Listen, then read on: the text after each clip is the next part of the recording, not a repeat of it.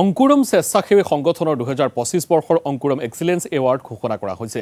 বিভিন্ন ক্ষেত্ৰৰ পাৰদৰ্শিতাৰে সমাজলৈ অৱদান আগবঢ়োৱা মুঠ 24 গৰাকী ব্যক্তিক প্ৰদান কৰা হ'ব অংকুৰম এক্সিলেন্স এৱাৰ্ড 2025। মৰণোত্তৰভাৱে জুবিন গাৰ্গলৈ প্ৰদান কৰা হ'ব অংকুৰম জীৱনজোৰা সাধনা বঁটা।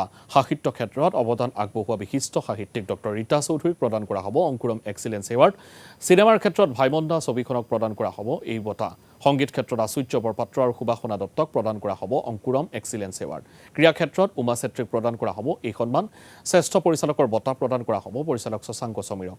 সমাজ সেৱকৰ বঁটা প্ৰদান কৰা হ'ব প্ৰতিদিন টাইমৰ ৱাহিদুৰ ৰহমানক। 5 ফেব্ৰুৱাৰীত শ্ৰীমন্ত শংকৰদেৱ কলাক্ষেত্ৰৰ মাধৱদেৱ প্ৰেক্ষাগৃহত প্ৰদান কৰা হ'ব এই বঁটা।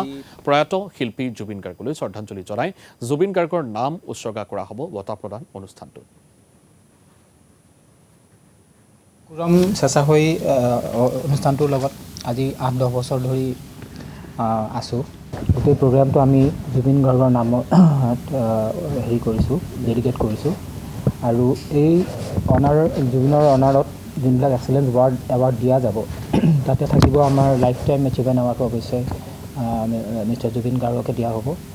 আৰু আমাৰ মুভি কেটেগৰীত থাকিব ভাইমন্দা, শ্বৰ্ট মুভিত থাকিব Lachit the warrior, actor male Bandeep Sharma, actor female Junu Nath, singer male Achurya Borpatra আৰু ছিংগাৰ ফিমেল হৈছে Subasana Dutta, best director Shashank Samir, author Rita Choudhury, athlete Uma Chetri. মই আকৌ কৈছোঁ 5 ফেব্ৰুৱাৰী 2026 তাৰিখে শ্ৰীমন্ত শংকৰদেৱ কলাক্ষেত্ৰৰ মাধৱদেৱ প্ৰেক্ষাগৃহত আগবঢ়োৱা হ'ব।